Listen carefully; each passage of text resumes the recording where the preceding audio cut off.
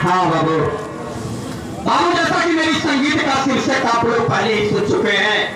मेरी संगीत का शीर्षक है बेरहम बाप। बेरहम बाप हजाई माई उर्फ माँ की ममता भाभी पाई।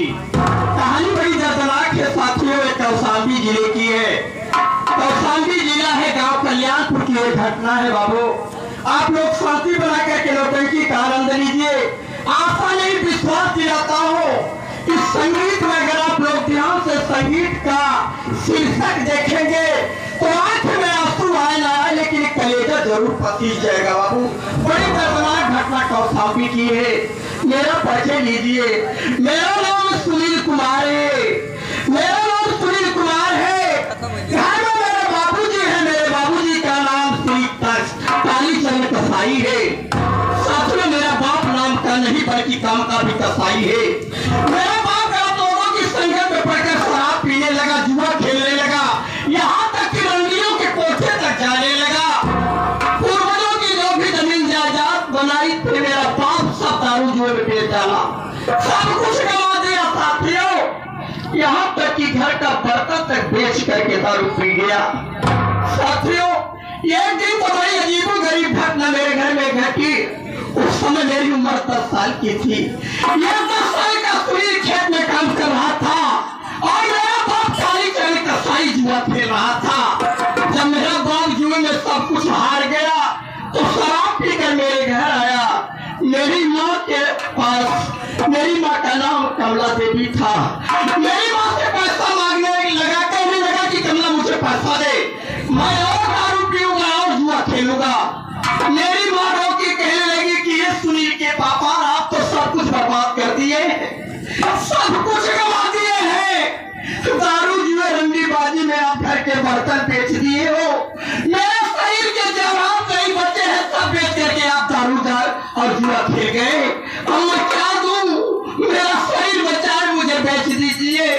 मेरा बाप कहने लगा कि नहीं कि मैं तेरा भाषण सुनने नहीं आया हो। अगर आज मुझे पैसा नहीं मिला तो अपना मंगलसूत्र मुझे दे दे, तेरे मंगलसूत्र को बेच कर मैं जुआ खेल जाऊंगा।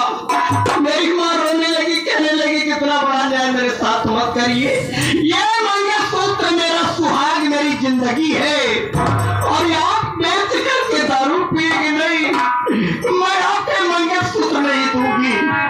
लेकिन बाबू मेरा बाप तो दारू पिया था, झगड़ करके मेरी माँ के गले से मंगलसूत्र छीन लिया और लेकर के जाने लगा। तभी मेरी माँ पाँव पकड़ लिया और कहने लगी कि मैं आपको आपका मंगलसूत्र नहीं ले जाने दूंगी, मेरे मंगलसूत्र मुझे दे दीजिए। मेरे बाप कालीचरण को और गुस्सा आ गया, आंखें लाल करके मेरी माँ का बाल पकड़ लिया साथियों और बाल को पकड़ के घसीट हुए आंगन की तरफ ले गया और आंगन के बगल में गलासा रखा था।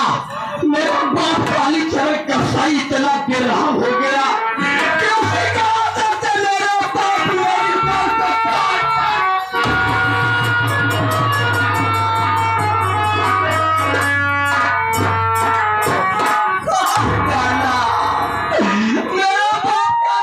मेरी माँ को काट डाला, 3 टुकड़ों में अलग कर दिया। मेरी माँ जमीन पर गिर गई, मेरी माँ की लाश।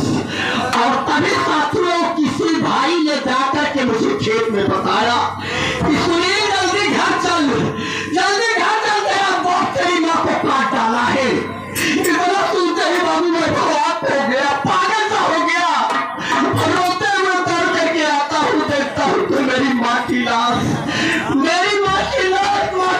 गिर के मैं रोने लगा।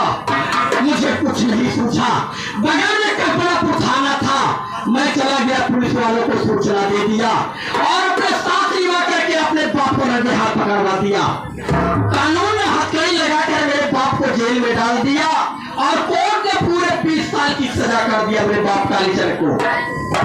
साथियों मेरा बाप 20 साल की सजा काटने लगा और इधर सुनील अपनी नई जिंदगी शुरू किया। साथियों कुछ दिन के बाद मेरे गांव कल्याणपुर में एक अनाथ बेसहारा लड़की पागलों की तरह चौराहे पर बैठ कर रो रही थी और गांव वालों ने कहा कि क्या नाम है बेटी, कहाँ की रहने वाली हो और यहाँ पर अकेली रो रही हो। उसने कहा कि बाबू मैं सहारा हूँ, मेरे आगे पीछे कोई नहीं है। गांव वालों ने कहा कि बेटा सुनील, इस समय तू भी अनाथ हो गया है और ये लड़की भी बेसहारा है। अगर इस लड़की से अपनी शादी कर ले बेटा तो तेरा घर बस जाएगा, इस लड़की की जिंदगी संवर जाएगी।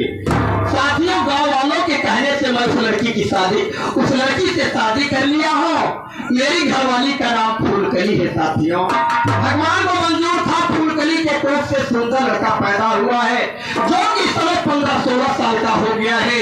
मेरे बेटे का नाम शुभम कुमार है। साथियों, ये रही मेरी कहानी।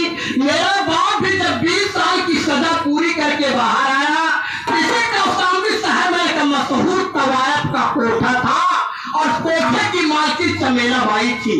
मेरा बाप अयास रंडी बात तो पहले से ही था। मेरा बाप चमेला बाई को अपनी रखैल बनाकर मेरे घर में लाया है और चमेला बाई जहाँ से आई है वहां से भी एक लड़का लेके आई है। मेरे सौतेले भाई का नाम सुमित कुमार है। साथियों, हाय तो मेरा भाई सौतेला जरूर, लेकिन मैं सौतेला नहीं समझता हूँ। मैं अपने भाई को कभी सौतेला नहीं समझता हूँ। मैं पढ़ा लिखा नहीं हूँ, लेकिन अपने भाई को प्रयागराज के सीएमपी कॉलेज में दाखिला दिया हूँ। मैं सोचता हूँ कि मेरे भाई को एहसास ना हो कि मेरे बड़े भैया मेरे साथ सौतेला पकड़ रहे। साथियों, मैं रात दिन मेहनत का काम करता हूँ, खेत में काम करता हूँ। अभी खेत से काम करके घर चल रहा हूँ और भूख जोरों से लगी है। एक मेरा दोस्त है राम विशाल, उसे बुलाता हूँ, या छोटू होगा तो छोटू को बुलाता हूँ। उसके बाद मैं अरे भैया छोटू,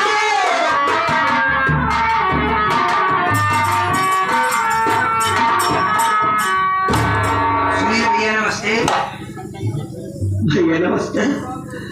भैया अभी देख रहा हूँ भैया, कभी मैं देख रहा हूँ भैया, आज 24 घंटे खेतों में काम करते रहते हैं। अरे कभी आराम तो कर लिया करो भैया। छोटू, आराम मेरी नसीब में नहीं है मेरे भाई। वो मेरे घर की कहानी जानता है। मेरा बाप रोटी एक में खा रहा है, लेकिन परिवार से कोई मतलब नहीं रखता है। घर का खर्चा लंबा है, भाई को पढ़ा रहा हूँ, बेटे को पढ़ा रहा हूँ। अगर मेहनत मजदूरी नहीं करूंगा तो मेरा परिवार भूख मर जाएगा भैया, भूख मर जाएगा। अरे सुना करा किया था कि पूजा भाई ठीक है, आराम की सबसे जरूरत है भैया। भैया देखो भैया, हम लोग चलते हैं, घर पर थोड़ी देर आराम करेंगे, उसके बाद फिर खेत में आएंगे हम लोग। तेरी भाभी खाना बनाई है? भाभी तो खाना बना के रेडी ही है, इसलिए आपको मैं इंतजार करता था। आप रास्ते मिले नहीं, मैं सोचा बस खेत में काम करते होंगे। चलो भैया, भूख बहुत जोरों से लगी है। जोरों से लगी है तो चला जाए भैया। हाँ भैया, चलो चलते हैं मेरे भाई।